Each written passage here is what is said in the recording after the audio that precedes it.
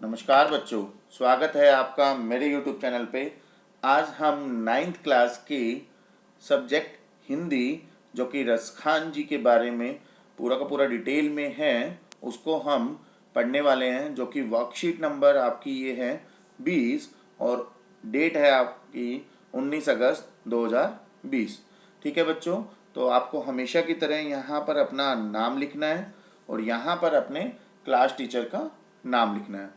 ठीक है बच्चों, तो इस तरह से हम वीडियो को स्टार्ट कर रहे हैं। वीडियो को स्टार्ट करने से पहले अगर आप न्यू यूजर्स हो तो यहाँ पर सब्सक्राइब जरूर करें और इसके साथ एक बेल आइकन होगा, उसको जरूर प्रेस करें, जिससे कि आपको टाइम टू टाइम जितनी भी नोटिफिकेशन या जितनी भी वर्कशीट मैं अपलोड कर रहा हूँ अपने यूट्यूब चैनल पर, उस पर आपको मिलते रहे। ठीक है प्यारे बच्चों, तो स्टार्ट करते हैं। बिल्कुल शुरू से लेकर लास्ट तक सुनना है आपको। परिचय। रसखान जिनका मूल नाम है सैयद इब्राहिम था। ठीक है बच्चों, तो रसखान जी जो जिनका मूल नाम था सैयद इब्राहिम, वे कृष्ण भक्ति में मुग्ध होकर ब्रज भूमि में जा बसे थे। तो ब्रज भूमि जो है पूरा 84 कोस में जो हमारा यूपी के अंदर पड़ता है, वहाँ पर कृष्ण भक्ति में मुग्ध होकर ब्रज भूमि में जा बसे थे। उनकी रचनाओं का संग्रह रसखान रचनावली में मिलता है। जो उन्होंने जितनी भी रचनाएं की हैं तो वो रसखान रचनावली में इन्होंने लिखा हुआ है। उनकी रचनाएं मुख्यतः ब्रज भाषा में है। जितनी भी रचनाएं इन्होंने की हैं ज़्यादातर वो ब्रज भाषा में है। ठीक है बच्चों, तो यहाँ पर जो इन्होंने रचना की है वो लिखा हुआ है और उसका व्याख्या की गई है नीचे। तो रचना है, या लकुटी अरु कामरिया पर राज तिहुपुर को ताजी डारू। तो एक एक लाइन को मैं पढ़ रहा हूँ और उसका मीनिंग क्लियर कर रहा हूँ बच्चों। यहाँ व्याख्या में लिखा हुआ है, रसखान प्रस्तुत है पद्यांश में कृष्ण और कृष्ण भूमि के प्रति अपना अनन्य संपन्न भाव व्यक्त करते हुए कहते हैं। ठीक है, अब ये स्टार्ट हो रहा है बच्चों कि वह ग्वालों की लाठी, यहाँ पर देखो बच्चों लिखा हुआ है लकुटी। लकुटी का मतलब है ग्वालों की लाठी, और कंबल के लिए मतलब कामरिया। कामरिया मतलब कंबल। कंबल के लिए तीनों लोग का राजपाट भी त्यागने के लिए तैयार है। मतलब ये व्याख्या जो है रसखान जी अपने गद्यांश में, अपने पद्यांश में लिख रहे हैं कि वो इतना संपूर्ण भाव है उनका कि वो ग्वालों की लाठी और कंबल के लिए अपना जितना तीनों लोग का राजपाट है उसको त्यागने के लिए तैयार है। आठू सिद्धि नवो निधि के सुख नंद की धेनु चराए बिसारो। तो इसका मतलब है नंद की गाय। नंद की धेनु, धेनु का मतलब है गाय। ठीक है बच्चों, तो नंद की गाय चराने के लिए, नंद चराए मतलब चराने के लिए आठों सिद्धि और 9 निधिया का सुख भी बुला दूं। जितनी उनके पास आठों सिद्धि और 9 निधिया का सुख है उसको भी मैं नंद की गाय चराने के लिए अपना बुला दूं। ठीक है बच्चों, रसखान कबो इन आखिन सो ब्रज के वन बाग तड़ाग निहारो। रसखान ब्रज के वन बागों और तालाबों को जीवन भर अपनी आंखों से निहारना चाहते हैं। यहाँ बच्चों लिखा हुआ है, तड़ाग का मतलब होता है तालाब, ब्रज के वन बाग, वन का मतलब है वन और बाग मतलब बागो। ठीक है बच्चों, निहारो का मतलब है यहाँ पर कि वो निहारना चाहते हैं जितने भी चीजें हैं रसखान ब्रिज के लिए, वो वन बागो तालाबों को जीवन भर अपनी आंखों से निहारना चाहते हैं। कोटिक हुक कल धोत के धाम करिल के कुंजन ऊपर वारो। वह ब्रज की कांटेदार, कांटेदार का मतलब है करील, करील का मतलब है कांटेदार झाड़ियाँ, ब्रज की कांटेदार झाड़ियों के लिए जो यहाँ पर दिया हुआ है कलधोत के धाम। कलधोत के धाम का मतलब है बच्चों सोने चांदी के महल। ब्रज की कांटेदार झाड़ियों के लिए सोने चांदी के महल भी नौछावर, नौछावर मतलब वारो, वारो को बोलते हैं नौछावर कर देंगे। तो पूरे के पूरे गद्यांश में जो व्याख्या की गई है उसमें आप देख रहे हो कि वो पूरा का पूरा तत्पर है कृष्ण भूमि और कृष्ण जी के लिए। पूरा उनका प्यार और उनका संपन्न भाव व्यक्त हो रहा है। तो विशेष प्रस्तुत पद्यांश ब्रज भाषा में रचित है। दूसरा प्रस्तुत पद्यांश सवैया छंद में रचित है, जो ब्रज भाषा का बहुप्रचलित छंद है। तो इसमें आप देख रहे हो सारा का सारा पद्यांश में जो है वो ब्रज भाषा में रचित है और सवैया छंद में रचित है, जो कि ब्रज भाषा का बहुप्रचलित छंद है। ठीक है बच्चों, तो इस तरह से इन्होंने पूरा का पूरा ब्रज भाषा के लिए लिखा हुआ है। तो यहाँ पर बच्चों मैं आपके लिए प्रश्न लेके आया हूँ। पहला प्रश्न है, प्रस्तुत पद्यांश के अनुसार कवि क्या क्या त्यागने के लिए तैयार है और क्यों। ऊपर हमने देखा था बच्चों, ऊपर लिखा हुआ था कि कवि क्या क्या त्याग रहे हैं। अपनी तीनों लोक का राजपाट त्याग रहे हैं, नंद की गाय के लिए अपने 8 सिद्धि और 9 दिदिया का सुख भी बुला दे रहे हैं। वन बागों तालाबों सभी को ये अपनी आंखों से निहारने के लिए निहारना चाहते हैं और अपने सोने चांदी के महल भी ये नौछावर कर देंगे। ये सब कुछ इन्होंने त्याग दे रहे हैं यहाँ पर। तो आपको कुछ पॉइंट्स लिखने हैं यहाँ पर बच्चों। प्रस्तुत पद्यांश में कवि अपना तीनों लोक का राज, 8 सिद्धि और 9 निधि का सुख प्लस सोने चांदी के महल भी छोड़ने को तैयार है। तो प्रस्तुत पद्यांश में अनुसार कवि क्या क्या त्यागने के लिए तैयार है, ये हमने बताया बच्चों।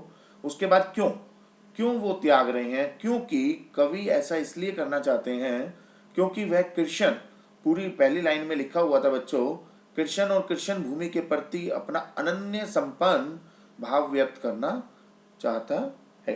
ठीक है बच्चों, तो इस तरह से पहला क्वेश्चन था हमारा, पहला सवाल था जिसका उत्तर यहाँ पर हमने लिखा। ठीक है बच्चों, इसी तरह से आपको वर्कशीट पे अपने लिखना है ये पूरा का पूरा आंसर।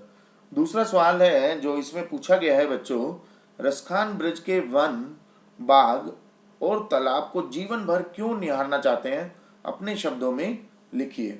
तो ये आपको समझना है और अपने भाव प्रकट करने हैं कि यहाँ पर क्या चीज़ कही गई है।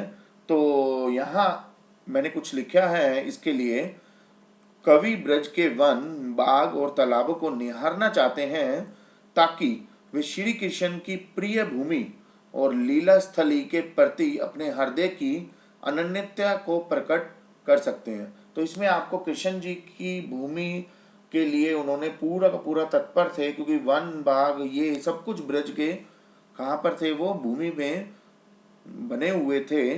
तो आपको भूमि का यहाँ पर पूरा का पूरा लिखना है बच्चों। कृष्ण की प्रिय भूमि और लीला स्थली के प्रति अपने हृदय की अनन्या को प्रकट कर सके, उसे ब्रज के कण कण श्री कृष्ण समाये हुए प्रतीत होते हैं।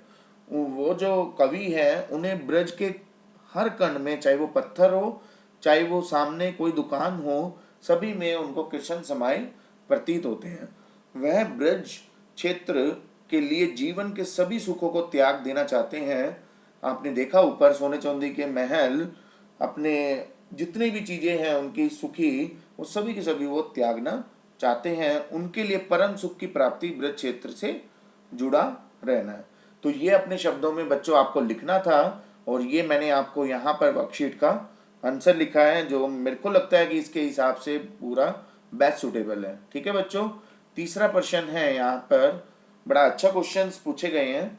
पिछले सप्ताह आपके आसपास, जैसे कि आज 19 अगस्त है, तो पिछले सप्ताह में आपके आसपास और आपके द्वारा कौन कौन से पर्व, मतलब जो फेस्टिवल गए हैं हमारे, कौन कौन से पर्व मनाए गए, उनके नाम के साथ उनके बारे में कोई 3 बिंदु लिखिए और प्रस्तुत समय इनमें से किस पर्व के साथ जोड़ा जा सकता है। ठीक है बच्चों, तो आप उसका चित्र भी लगा सकते हो। जैसे कि मैंने देखा पिछले हफ्ते में अगर देखें तो रक्षाबंधन का त्यौहार हमारा गया है, जिसको हम पर्व बोलेंगे। स्वतंत्रता दिवस जो कि 15 अगस्त को मनाया जाता है वो भी गया है, और कृष्ण जन्माष्टमी का त्यौहार भी बनाए गए हैं पिछले सप्ताह में। ठीक है बच्चों, तो हर एक के बारे में 3-3 बिंदु यहाँ पर लिखनी है। तो रक्षाबंधन जो त्यौहार है, जो दिन होता है, वो बहनें अपने भाइयों की कलाई पर राखी बांधती है एवं भाइयों के प्रति अपना प्रेम प्रदर्शित करती है, और भाई इस अवसर पर अपनी बहन को कोई ना कोई उपहार देते हैं। तो ये रक्षाबंधन का त्यौहार मनाया जाता है भाई बहन के कलाई और भाई बहन के प्यार को और आगे बढ़ाने के लिए और उनकी रक्षा करने के लिए बहनों की। ठीक है बच्चों, उसके बाद है स्वतंत्रता दिवस जो कि 15 अगस्त को मनाया जाता है। इस दिन भारतीय लोकतंत्र और हर भारतीय के लिए काफ़ी खास दिन है। यह वो दिन है जब भारत को ब्रिटिश शासन से आज़ादी मिली थी। तो स्वतंत्रता दिवस एक 15 अगस्त को मनाया जाता है और ये भारतीय लोकतंत्र और हमारे जितने भी भारतीय हैं उनके लिए सबसे खास दिन माना जाता है, क्योंकि इस दिन ही हमारी आज़ादी हुई थी भारतीय की। ठीक है बच्चों, तो इस तरह से आपको लिखना है 2-2, 3-3 लाइन। लास्ट है जो त्यौहार गया है हमारा कृष्ण जन्माष्टमी। इस दिन मंदिरों में झांकियाँ सजाई जाती है। जब आप देखते हो कि बड़ा अच्छा सा पूरा झांकियाँ तैयार की जाती है मंदिरों में और भगवान कृष्ण को झूला झुलाया जाता है, क्योंकि कृष्ण जन्माष्टमी का मतलब ही यही है कि रात के 12 बजे कृष्ण जी जो है वो जन्मे थे। ठीक है बच्चों, तो इस तरह से आपको पूरा का पूरा एक्सप्लेन करना है। और लास्ट में बताया गया है कि उन्होंने पूछा है कि इन तीनों त्यौहार में से कौन सा त्यौहार हमारी ये जो गद्यांश दिया हुआ है उससे मैच करता है। तो प्रस्तुत सवई को इनसे जन्माष्टमी से जोड़ा जा सकता है, क्योंकि कृष्ण भूमि के प्रति जो कवि था उसने लिखा हुआ था और कृष्ण जन्माष्टमी भी अभी हमारी गई है, तो उससे जोड़ा जा सकता है, क्योंकि जन्माष्टमी भगवान श्री कृष्ण के जन्म के उपलक्ष्य में बनाई जाती है। ठीक है बच्चों, तो इस तरह से हम कृष्ण जन्माष्टमी को हम जोड़ सकते हैं इस गद्यांश के हिसाब से। ठीक है बच्चों, तो 4 क्वेश्चन आए थे, इसके 3 क्वेश्चन का जवाब मैं दे चुका हूं और चौथा सवाल है प्रस्तुत पद्य तथा शब्दार्थ में से अपनी पसंद के किन्हीं 3 शब्दों का प्रयोग कर 3 वाक्य लिखिए। जो ऊपर गद्यांश दिया हुआ था उसमें आपको 3 वर्ड को छांटना है, 3 शब्दों को, और उसके हिसाब से उनके वाक्य बनाने हैं। ठीक है बच्चों, तो जैसे कि मैंने लिखा वारो, ऊपर लिखा हुआ था वारो, मैं अपने देश के लिए अपने प्राणों को न्यौछावर कर दूंगा। न्यौछावर का मतलब होता है वारो। ठीक है, तो ये आप अपने वर्ड्स में 3 शब्द लिख सकते हो बच्चों। ठीक है, एक वाक्य बना सकते हो। दूसरा है कामरिया, ऊपर लिखा हुआ था कामरिया। कामरिया का मतलब होता है कंबल। मैं सर्दी में कंबल ओढ़कर सोता हूँ। तो ये हो गया आपका एक वाक्य है, और कामरिया जो ऊपर दिया हुआ था। धेनु का मतलब होता है बच्चों गाय। मैं गाय को रोज रोटी डालता हूँ। ठीक है, तो इस तरह से 3 वाक्य हमने बनाए, 3 शब्दों को हमने ऊपर से लिया और हर एक के हिसाब से हमने यहाँ पर वाक्य लिखे। तो अगर आपको वीडियो समझ में आई हो और अच्छा लगा हो तो please like, subscribe and share जरूर करें। शेयर अपने फ्रेंड्स और अपने क्लासमेट्स को करें, जिससे कि वो भी वर्कशीट टाइमली कर पाए। ठीक है बच्चों, तो इसी तरह से मैं वीडियो लाता रहूँगा और सॉल्व करता रहूँगा। तो अभी के लिए धन्यवाद। नेक्स्ट वीडियो में मिलेंगे नेक्स्ट वर्कशीट के साथ। ओके बच्चों, बाय बाय।